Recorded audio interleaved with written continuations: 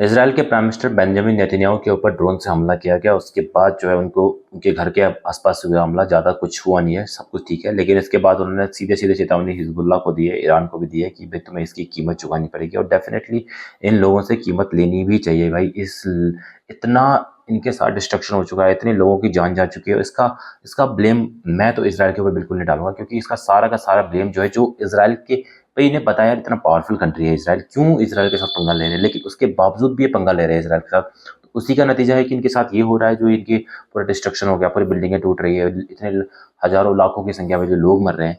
भाई इसका जिम्मेदार इसराइल नहीं, इसका जिम्मेदार ये लोग हैं। जैसे इसराइल शांत होता है, इसराइल बोलता है अब ठीक है। अब परसों इसराइल के जो प्राइम मिनिस्टर है बेंजामिन नेतन्याहू, वो बोल रहे थे कि भाई अब सीज फायर कर लेंगे, और अगर हमास और हिजबुल्लाह चाहते हैं, अगर ये हथियार डालने के लिए तैयार हैं, तो हम सीज फायर करने के लिए तैयार हैं। लेकिन वैसे ही जैसे ही सीज फायर होने की कोशिश करता है, हिजबुल्लाह और हमास जो है ये जानबूझ के जो है इसराइल के ऊपर कोई ना कोई किसी न किसी तरीके से अटैक करना शुरू कर देते हैं। उसके बाद इसराइल को तो मौका चाहिए, फिर इसराइल फिर वापस रिटेलिएट करता है। इसराइल ने बोला है कि तुम अगर एक अटैक करोगे तो हम तुम्हारे पर 1000 अटैक करेंगे, एक का बदला 1000 से देंगे।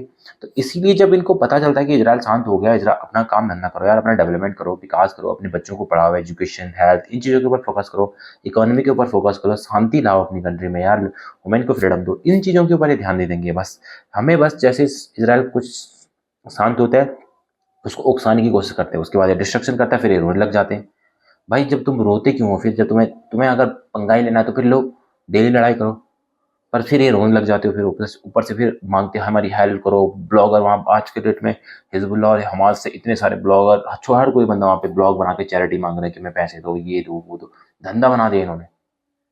तो इस तरह की हरकतें जो ये कर रहे हैं, ये जो लोग हिजबुल्लाह और हमास के कर रहे हैं, इनके साथ जो भी हो रहा है ये बिल्कुल इसराइल के द्वारा इनको इनका जो भी बुरा हाल हो सकता है वो करना चाहिए, क्योंकि यही डिजर्व करते हैं, ये शांति डिजर्व नहीं करते हैं। तो इसीलिए जो है इसराइल अगर कुछ भी फ्यूचर में आपको देखने को मिलेगा तो उसका जो रिस्पॉन्सिबल होगा यही लोग होंगे, जो हिजबुल्लाह और हमास के टेररिस्ट हैं।